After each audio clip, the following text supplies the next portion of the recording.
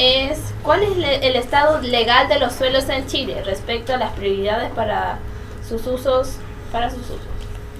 Ese es para el profe Oscar. Respecto a las prioridades para sus usos, Sí. no existe un cuerpo legal que norme el uso del suelo, salvo lo que son los planes comunales que definen las zonas urbanas, las zonas rurales, las zonas industriales o mixtas.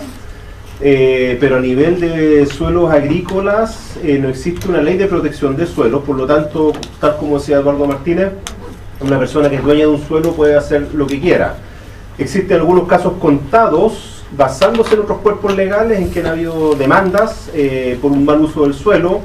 Caso puntual, no sé, un cultivo de paltos en ladera con camellones en la zona de Melipilla, donde abajo empezó a afectar por sedimentación una zona de recreación, y el privado que se vio afectado demandó al productor agrícola, cosas de ese tipo, algunas cosas muy puntuales.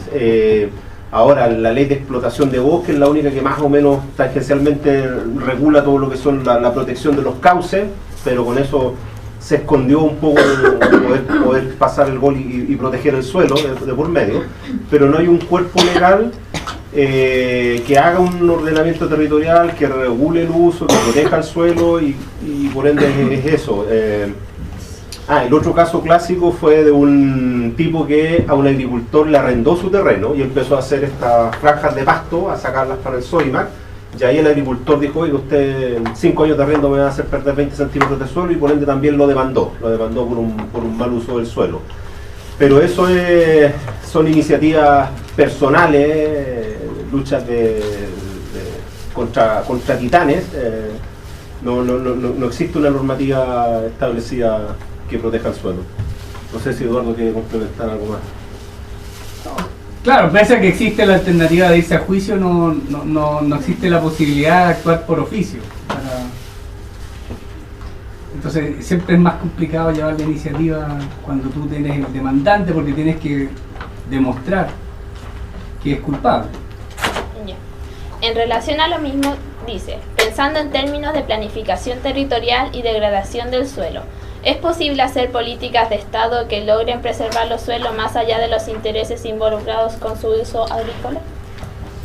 Es posible, pero nuevamente se va a chocar con un montón de intereses particulares. Es lo mismo que con el tema del agua, ¿no es cierto? El nuevo Código de Aguas, que tiene una oposición tremenda por un grupo de una visión más derechista de la sociedad, que dice el agua es un bien transable y por lo tanto yo lo puedo usar como una fuente de riqueza al apropiarme de ella. En los suelos ocurre la misma visión. La tendencia es a que si yo soy el dueño puedo hacer lo que quiera y nadie me puede regular. Hay países de Europa donde se regulan incluso las fertilizaciones, donde hay sectores agrícolas que, dadas las características del suelo, la conformación del terreno, pueden generar recarga de contaminantes, de nutrientes en las napas freáticas, y el agricultor tiene prohibido aplicar nitrógeno, al costo de que va a tener menos rendimiento. No puede aplicar nitrógeno. Otro donde no puede hacer ciertas prácticas de labranza, etc. Entonces es un tema de cambio de mentalidad, no va a ser inmediato. Nosotros, como cuerpo de suelo, ya con Eduardo hemos vivido un par de periodos, cada 10 años que nos juntamos los especialistas de suelo en algún congreso, en tratar de generar las bases para una legislación de protección de suelo, de ordenamiento territorial, y queda en eso, no pasa al nivel político porque hay demasiados intereses privados, y por ende el desafío es que ojalá, porque a nosotros la pelota nos la pasaban nuestros profes viejos, decían: mira, aquí llevamos cada 10 años, nos juntamos los especialistas en suelo, lloramos por el estado del suelo y nunca pasa nada a nivel legislativo. Ojalá que ustedes lo solucionen. Y nosotros venimos todavía de una generación maleada, productivista, y son ustedes los que están cambiando el switch, y tal vez ustedes van a poder generar ese cambio. No lo veo en el corto plazo que pueda ser posible, pero sí claramente están las instancias para empezar a generar ese cambio. No, solo comentarles que el año 99 o 2000 nos juntamos en Valdivia, en un simposio, cuyo objetivo era generar este cuerpo normativo legal. Se hizo un gran esfuerzo, había alto grado de consenso entre los participantes, pero llegó el turno del representante de la SNA, que es la Sociedad Nacional de Agricultura, y dijo, bueno, esto me parece muy bien como ejercicio académico, pero cualquier cosa que sea pasar a llevar la propiedad privada nos vamos a poner en total desacuerdo. Y ahí quedó. Ahí quedó la ley. Este es para cualquiera de los tres. ¿Tiene sentido pensar en las áreas verdes urbanas como espacios productivos? Sofía. O sea, yo creo que sí, de hecho hay experiencias que así lo demuestran, porque también, o sea, pensemos que por ejemplo en región metropolitana se han perdido en los últimos 15 años, 20 años, un 75-80% de lo que era suelo agrícola antiguamente. Y eso es una tendencia que da la sensación de que va a continuar, porque como decía Óscar, al final los planes comunales, qué suelo se dedica a cada cosa, es lo máximo que tenemos muchas veces para saber, o sea, para rayar un poco la cancha respecto al uso del suelo. Entonces, en ese sentido se está perdiendo la oportunidad de generar circuitos cortos, de acercar producción con consumo, y eso también tiene grandes consecuencias desde el punto de vista ambiental, incluso ese alejamiento.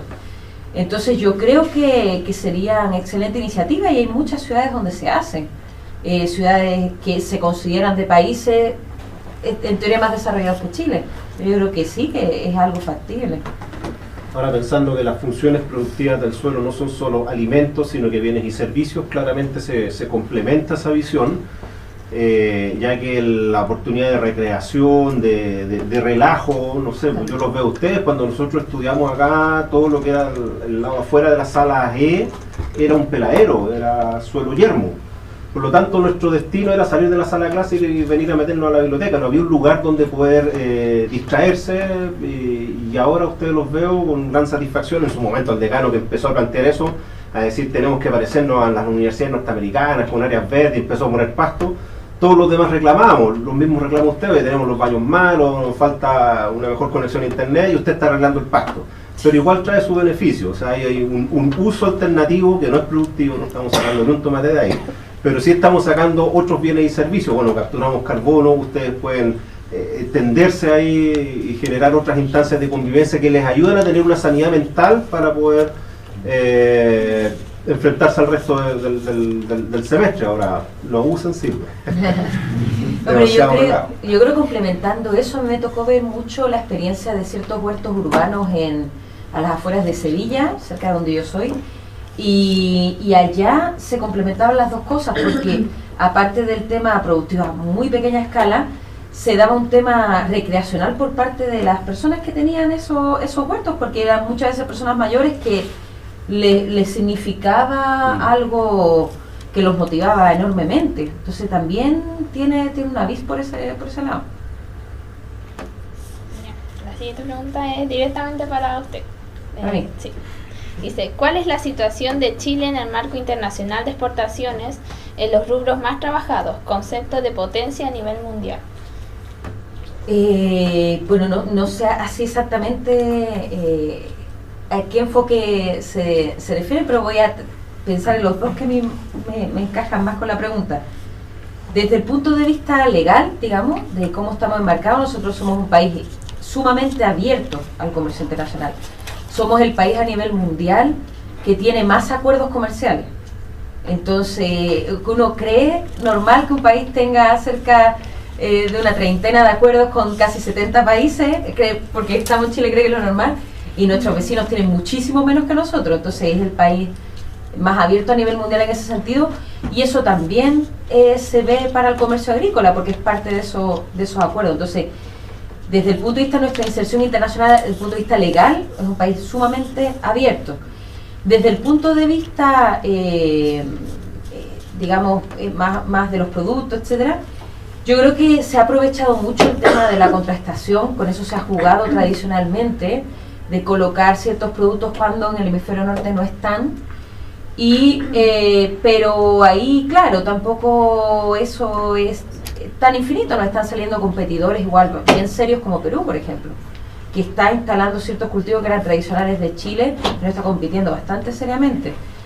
Y también aparte las propias limitantes que nosotros podamos tener para mantener eso desde el punto de vista ambiental y demás. Ayer, de hecho, tú hablaste varias veces de los paltos, ayer veía un reportaje de Deutsche Welle, que es la cadena, una de las cadenas de noticias alemanas, que transmite también en español, y ellos hablaban, hicieron todo un reportaje de media hora sobre los paltos en Chile y cómo degradaban los suelos, el agua, etcétera. Y ojo con eso, porque los consumidores en Europa, etcétera, son muy conscientes de ese tipo de cosas. Entonces también eso no solo limitante respecto a nuestra propia conciencia, sino a la imagen de lo que producimos. Voy a hablar acá para que se escuche fuerte. Ya dice: ¿es posible generar conocimiento a los agricultores respecto a las necesidades del suelo en cuanto a nitrógeno, fósforo, potasio, de manera eficiente? Eso es para cualquiera de los tres. Eduardo, comienza usted. Sí, claro que es posible, y yo rescato un trabajo silencioso de un grupo de profesionales, comúnmente son ingenieros agrónomos, que son los llamados PRODESALES. Es una sigla, no sé ni qué significa la sigla, pero estos profesionales trabajan con una gran vocación en comunas rurales.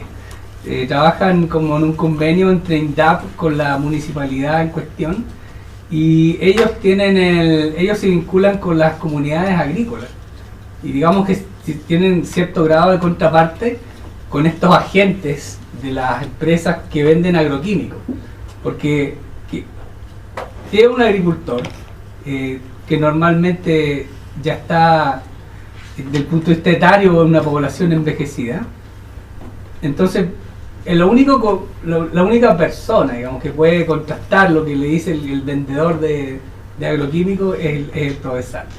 Y hacen grandes esfuerzos por lograr, primero, que se formen comunidades, y en segundo lugar que las tecnologías sean las más apropiadas. Yo quiero rescatar a esos profesionales, y sí es posible. La respuesta, desde mi punto de vista, a esa pregunta es sí, un rotundo sí. Claramente se puede hacer, se hace mucho. El problema es que hemos estado bajo una visión de estructura piramidal respecto a las problemáticas de los pequeños agricultores hasta el momento, el paradigma que está cambiando ahora en los últimos años, en el sentido que arriba estaba el pensante académico, hacía el diagnóstico y decía esto se tiene que hacer así, y lo transmitía hacia abajo, sin esa retroalimentación con el agricultor. Pero los sistemas de enseñanza-aprendizaje nos han demostrado que estábamos equivocados y que hemos despilfarrado un montón de recursos, porque una vez que se descontinúa el programa, el agricultor no tiene un seguimiento, no tiene un acompañamiento, y queda botado todo lo que se logró en el periodo del proyecto. Entonces la pregunta es cómo reenfocar esos esfuerzos, cómo encaminar esos programas, y esa es la gran pregunta, porque la respuesta a la pregunta original es sí, se pueden hacer esa educación a los agricultores, va a ser efectivo en la medida que tengamos un buen diagnóstico, una buena realimentación, y entender que el sistema tiene que ir ahora en un nivel mucho más horizontal, retroalimentándonos con las vivencias, con las necesidades de los pequeños agricultores, o pequeños y grandes, porque los grandes, increíblemente, teniendo staffs de profesionales de ingenieros agrónomos, cometen los mismos errores de degradación, de mal uso de recursos, de malos sistemas de riego, etcétera. Y por ende la cosa es el cómo hacerlo, y eso implica una política de Estado, un buen diagnóstico, de equipos multidisciplinarios, no solamente liderados por agrónomos, y aquí rescato nuevamente que antes obvié a los forestales, les pido disculpas públicamente, mencionaste a los geógrafos, y con recursos naturales importantísimos los forestales, equipos multidisciplinarios, gente de la medicina veterinaria, de la agricultura, de los recursos naturales, de las ciencias forestales, de la geografía, de la sociología, pudiendo entender cómo hacer un plan de educación, de transmisión de conocimiento, y en ese sentido hay muchísimo por hacer. Ya, esta va directamente a la profe Sofía, pero siento que lo pueden responder los tres. Dice, por el hecho de estar trabajando con el MinSal, ¿en qué se está trabajando para lograr cumplir los objetivos del desarrollo sustentable 2030? Específicamente el segundo, que tiene relación con Hambre Cero, que aborda los temas de nuestra nutrición. A ver, el MinSal está especialmente preocupado respecto al tema malnutrición por exceso, porque afortunadamente, como les comentaba en la presentación, nosotros los objetivos de desarrollo sostenible del tema de la erradicación del hambre y demás, somos el país de América Latina que estamos mejor pie en ese sentido. De hecho está prácticamente solucionado ese tema, pero claro, era lo que les decía en la presentación, una cosa es alimentarse y otra cosa es tener una dieta que sea adecuada. Son dos cosas distintas y ese paso es el que ahora nos toca dar como país. Entonces el MinSal está tratando de convertirse en la institución que vertebre esto, porque de alguna forma a veces ha habido poca conversación entre lo que es nutrición, lo que es producción, lo que es temas más económicos, comercio, etcétera, y pretende de alguna forma generar alternativas que aúnen eso. Entonces están analizando nuevos programas que complementen un poco o mucho a lo que ya se hizo en el gobierno pasado con el tema de la ley de etiquetado, con el plan contrapeso, ese tipo de iniciativas que fueron súper rompedoras, porque por ejemplo el tema de la ley de etiquetado, aunque esté, claro, uno lo ve, lo normaliza, pero somos el primer país que tiene una ley de ese estilo. O sea, Chile es ahora mismo el país más exigente en ese sentido, de poner en claro qué características tiene el alimento de una forma simple que cualquiera lo entienda. Entonces, eso fue un tremendo esfuerzo que tuvo muchísima oposición interna y externa. Entonces, ahora se están buscando alternativas que complementen, porque, claro, tú puedes saber, tú vas, llegas, ves los sellos y dices, ah, sí, pues esto es, pero si el producto de al lado también los tiene, el otro, de alguna forma lo que se está buscando es mejorar la distribución de los alimentos, que la gente tenga más facilidades para poder acudir a las ferias, por ejemplo, que se le pueda ayudar incluso o motivar o incentivar la compra de frutas y verduras. Entonces, que pasemos más allá de la información a facilitar la compra de los productos que son más saludables. Se están haciendo también esfuerzos importantes en algún momento con este afán exportacionista en que la fruticultura al cabido de batalla, la hortaliza tuvo un retroceso enorme, una contracción enorme, y afortunadamente eso se revirtió. Y ahí los esfuerzos han estado apuntando en generar productos con propiedades nutracéuticas, no sé, procesamiento de segunda, tercera generación, no sé, para facilitar la llegada del producto al consumidor. Creo yo que falta todavía educación. Cuando uno va a una feria libre, de repente un viejo que trae papaya, la gente no la compra porque no sabe cómo preparar la papaya, siendo que es algo tan rico. Entonces, después cuando uno vuelve no la trae porque el tipo se aburrió, o sea, se le echaron a perder todas las papayas y prefiere no traer. Entonces nos falta educación, que se están haciendo esfuerzos, ¿no es cierto?, a nivel de educación básica, sobre alimentación sana, sobre alimentación saludable, y hay que seguir trabajando. Son procesos que van a tomar años, pero que al menos ya se están dando los pasos, creo yo, en la dirección adecuada. Estaba dirigida a todos, dice. Aparte de la investigación, ¿cuál es el rol y la posición que toma la universidad como institución frente a la forma que se hace la agricultura? Esto considerando que a pesar de la investigación que se realiza al egresar, gran parte de los profesionales adoptan o se acoplan a una agricultura más bien convencional. Yo encuentro inmensamente buena esa pregunta, pero buenísima, creo que es una buena oportunidad para decir varias cosas. Yo creo que a veces, hay dos temas, pero el primero es que a veces quizá nosotros no lo transmitimos bien. Yo creo que también hacemos mea culpa, porque voy a hablar en nombre de los académicos, pero bueno, voy a arrojar esa. Pero a veces el académico está muy metido en su esfera y nos cuesta transmitir lo que hacemos. Aunque nos encanta transmitir, pero nos cuesta transmitir lo que hacemos. Y ustedes se sorprenderían de la gran cantidad de proyectos que tiene la facultad sola, con otras facultades, con otras instituciones, donde hay un contacto directo con, por ejemplo, la pequeña agricultura, y donde se hacen muchas actividades de vinculación, de extensión, o sea, en las cuales tratamos de que esa investigación más abstracta, por así decirlo, se concrete. O sea, nosotros, como les decía, por ejemplo, tenemos, que mencionamos que el tema de las hortalizas, tenemos un centro de extensión de hortalizas, financiado por Corfo, que tiene más de 12 profesionales trabajando, además de muchos académicos de la facultad colaborando. Entonces yo creo que se hacen muchas actividades, muchos proyectos relacionados con apoyar a la pequeña agricultura. Yo creo que mucho más que con apoyar otro tipo de agricultura más grande, yo creo que muchísimo más. Pero tendríamos que transmitírselo mejor a ustedes para que ustedes lo supieran mejor, y yo creo que muchos dirían, chuda, me encantaría hacer una tesis en eso, me encantaría colaborar, porque son cosas súper motivantes. Aparte, nosotros nos llaman bastante a menudo de las instituciones públicas para una asesoría, y en eso también los estudiantes pueden entrar bastante bien.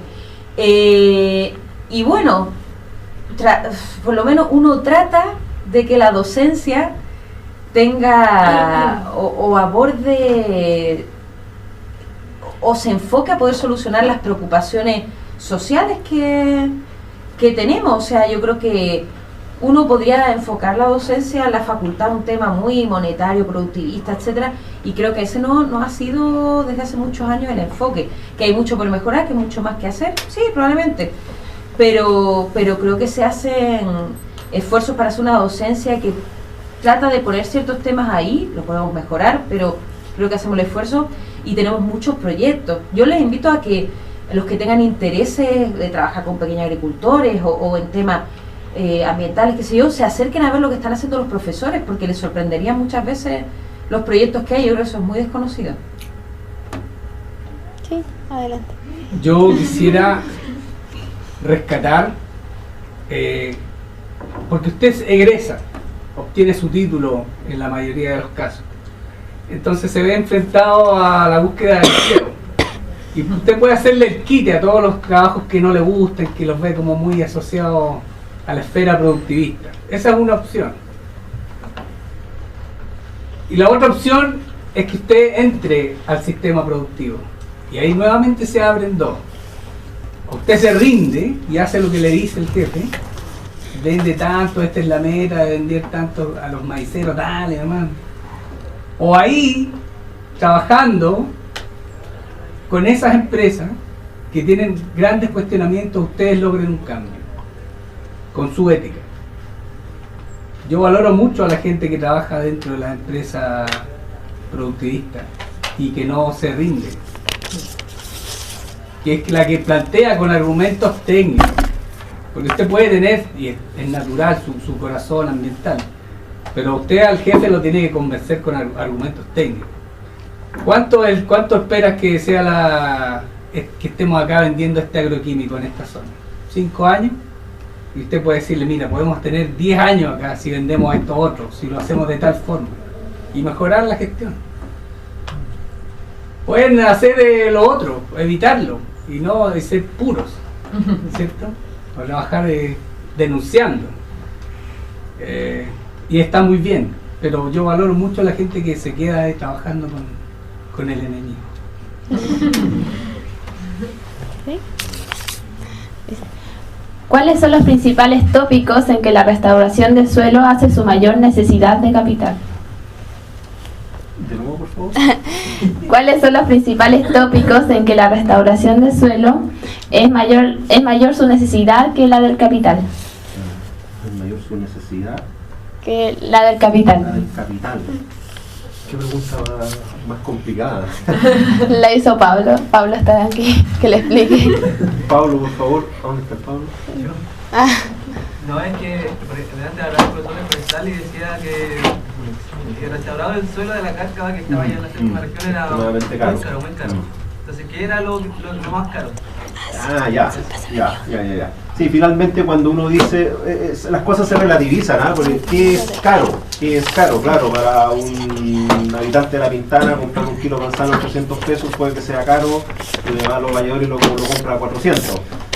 cómo valoramos. El problema es cómo valorar la recuperación del suelo, y para eso no hay herramientas que sean convincentes de la sociedad o de los grupos que toman las decisiones, porque efectivamente la inversión en recuperar una cárcava, o la foto que mostraba Eduardo, que era enorme, ¿no es cierto?, en meter bulldozer, emparejar, ¿no es cierto?, hacer aplicaciones de enmienda orgánica, podría tener el costo exactamente igual al establecimiento de un huerto frutal. Hablamos de ciertos huertos frutales que tienen costos de establecimiento de hasta $20.000 por hectárea. Perdón la cifra en dólares, pero la tengo en dólares en la casa. Hasta $20.000 por hectárea. Entonces, cuando uno dice eso, bueno, en vez de poner los postes, comprar las plantas, hacer la modificación de suelo, hacer las aplicaciones de enmienda o de fertilizante, etcétera, reinvierto eso en un bulldozer para emparejar una enmienda orgánica y después el establecimiento de una pradera, el costo incluso podría ser menor. El asunto es que el sistema frutal, al cabo de un tercer año, me genera ingresos que hacen que eso sea sustentable en el mediano plazo. El recuperar esa cárcava genera una recuperación de un suelo, de un sitio, de un paisaje, y a ese hay que ponerle el precio, el beneficio que genera eso, para poder decir, sí, vale la pena enfocar esos esfuerzos. Entonces, de repente tenemos necesidades más inmediatas, y dentro de los escasos recursos que puede manejar el SAP o el INDAP, finalmente, ¿en qué reenfocan esos recursos? En el famoso sistema de incentivo de recuperación de suelos degradados. Apliquemos fósforo en los chumados, apliquemos calcio en suelos con pH bajo, no sé, pues despedreguemos, hagamos cero labranza o cincelado para los pequeños agricultores, y no alcanzan los recursos para estas obras de intervención mayores. O esas obras de intervención mayores, dentro de la manera de evaluarlo, no son factibles económicamente contra una labor más sencilla, que es apliquemos cal o hagamos cincelado. Entonces, es interesante la pregunta, porque siempre, a mi juicio, el beneficio de largo plazo es mayor y genera un impacto positivo, pero el asunto es que no se ha generado la metodología para ponerle el precio del ingreso que genera esa recuperación de suelo. Quiero complementar un poco con el año 2012. Caducó el decreto de ley famoso 701 que bonificaba la forestación. Ese tuvo como resultado que se ampliara grandemente la superficie forestal pinera en Chile. Pero tenía un beneficio, que era establecer prácticas de conservación de suelo, que eran bonificadas. Y eso, cuando termina, o sea, podemos seguir discutiendo de si son apropiadas o no las plantaciones, pero el punto es que pasó desapercibido que desaparecieran esos incentivos. Entonces acá la gente que se les quemaron los pinos, ya no tiene, y están, porque las instituciones, el SAC con CONAF, se reparten el territorio. Entonces, si son terrenos de aptitud preferentemente forestal, el SAC dice, no me meto. Entonces no aplican todo su programa de recuperación de suelo degradado. Entonces, ¿qué le ofrece CONAF? La ley de bosques contempla, de todas formas, algunas prácticas de conservación de suelo. El caso de que usted utilice bosque nativo. Pero para el caso de las plantaciones, como murió esa ley, porque tenía un plazo que finalmente expiró, ya no tiene esa posibilidad. Entonces hay que poner ojo en esa parte. Si es que los propietarios deciden mantener las plantaciones, no tienen alternativas como para poder hacer prácticas de conservación, porque son caras para ellos. Para un buen desarrollo sustentable, ¿qué es mejor? ¿La modificación genética de plantas o el cambio de uso de suelos? Chan. Las cosas tienen que ser complementarias, apuntar en varios frentes. En algunos casos se presta mejor un tipo de camino, en otro tipo de camino, no sé. Lo que criticábamos de los suelos productores de maíz en la zona de Pichidegua, son suelos que tienen la capacidad de soportar un manejo intensivo con un monocultivo de maíz todos los años, y si la intensificación sustentable que hablaba Eduardo implica que en ciertos sectores tengamos que ocupar especies modificadas genéticamente que tienen un mayor rendimiento, va a tener que estudiarse la factibilidad de usarlo. pero en otros casos no va a aplicar y todo esto es una respuesta compleja. En mi preparación como agrónomo no me siento preparado para tener esa mirada. Aquí se necesita una discusión amplia, transversal, una mirada ya con una preparación más de recurseros. Les aprovecho de tirar flores porque tienen esa capacidad de cruzar más información. Pero claramente no hay una respuesta única, no hay una solución única, no hay una panacea que solucione todo. Hay que buscar varios caminos, compatibilizarlos dentro de los intereses sociales, las necesidades productivas y esta mirada ambiental de largo plazo. Pero también yo agregar a eso que son temas, sobre todo el tema de los organismos genéticamente modificados, que no son para nada estáticos, o sea, eso está evolucionando constantemente. De hecho, hoy día lo que entendemos por genéticamente modificado está quedando un poco atrás versus la edición genética, que es el 2.0 de todo este tema y que opera de forma mucho más sutil que la transgenia que estamos más familiarizados. Entonces, lo que quiero decir es que yo tampoco podría dar un juicio en absoluto, pero sí los avances en ese sentido son rapidísimos. Ahora, ¿qué me da mi miedo respecto a lo genéticamente modificado, edición genética, todo eso? Más allá de el tema ambiental o si son o si tienen consecuencias para la salud, etcétera, porque ahí no me meto en absoluto porque no tengo para demostrar nada, o sea, no tengo las competencias, pero sí es cierto que las patentes de todos los avances que se han hecho en ese sentido quedan en manos de 3 empresas, porque antiguamente eran 5 y ya son 3 porque se han concentrado todavía más. Entonces, eso es una dificultad muy grande para poder socializar, digamos, ese tipo de avances. Entonces, incluso si uno llegara a decir, se demuestra que lo genéticamente modificado no tiene problemas ambientales, se demuestra que no es malo para la salud, no sé, incluso aunque llegáramos a eso, hay un tremendo problema de concentración empresarial, entonces, y de dependencia que se genera al agricultor, sobre todo cuando son agricultores que tienen un margen muy, muy estrecho. Entonces, de cualquiera de esos avances también hay que tener cuidado de ser inclusivo con los distintos tipos de agricultura, porque si no la brecha tecnológica va a incrementar cada vez más y más y más.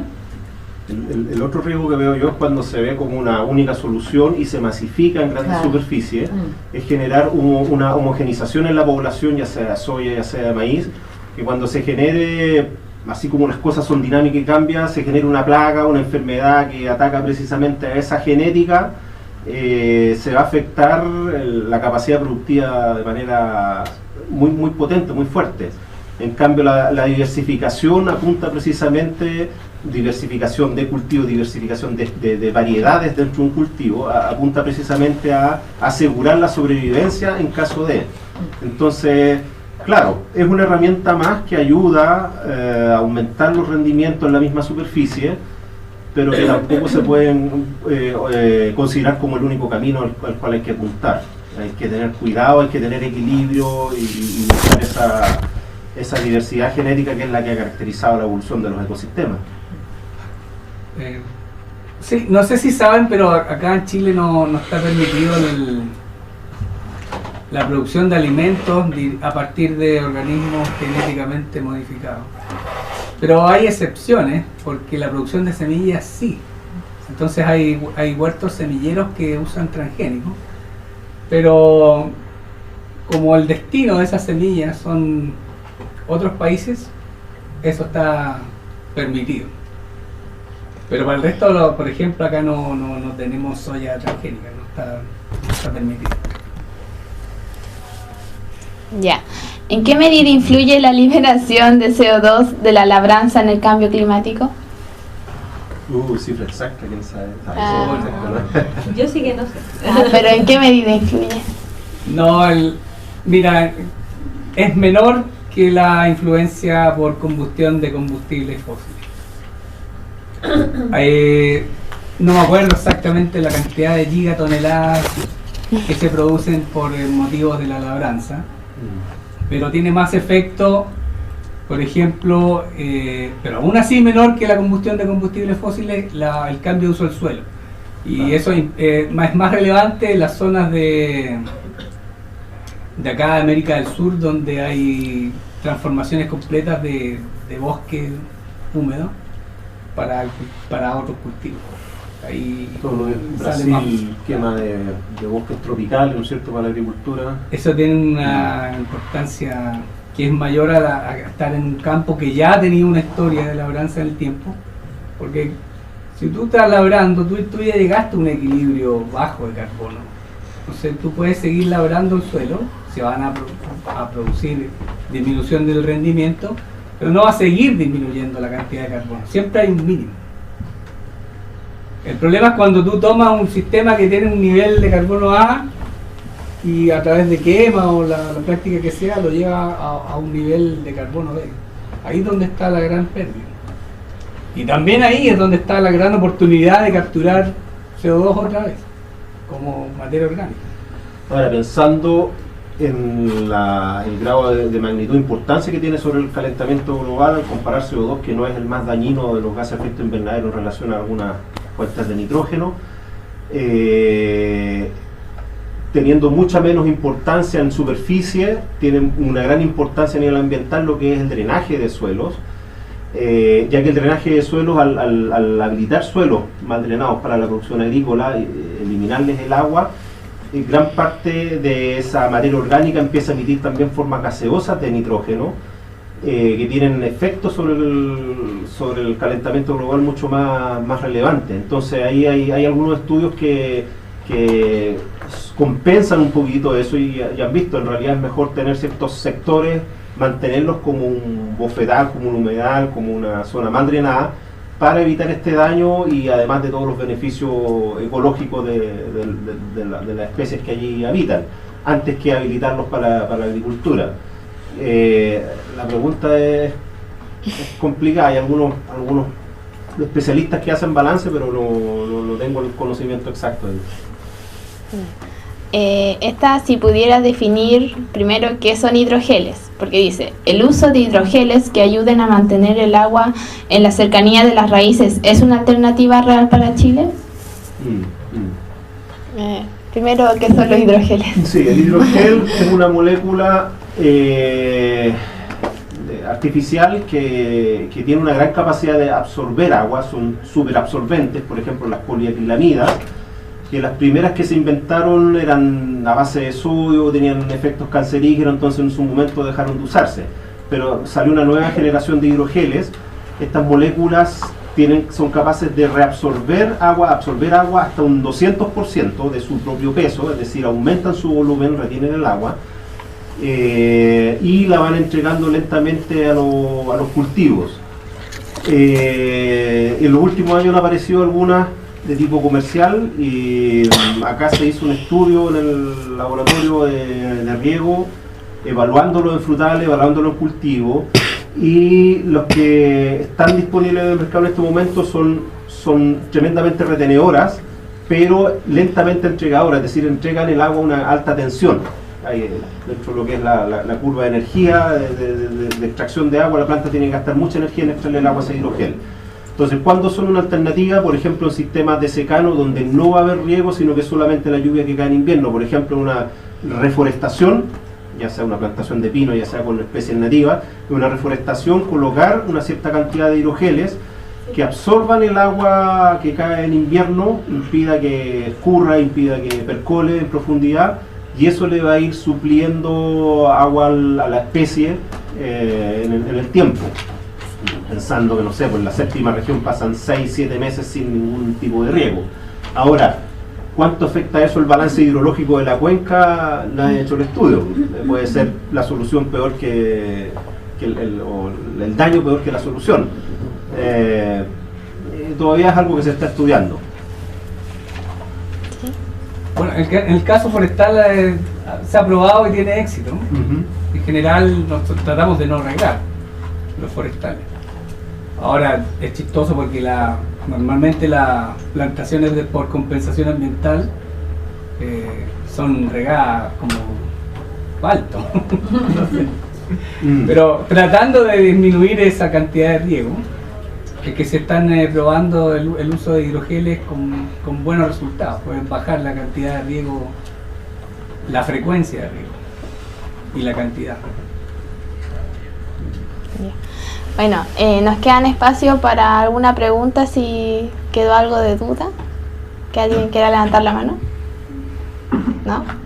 Ya, entonces quiero darle las gracias a los expositores por participar hoy día del seminario y un aplauso para ellos.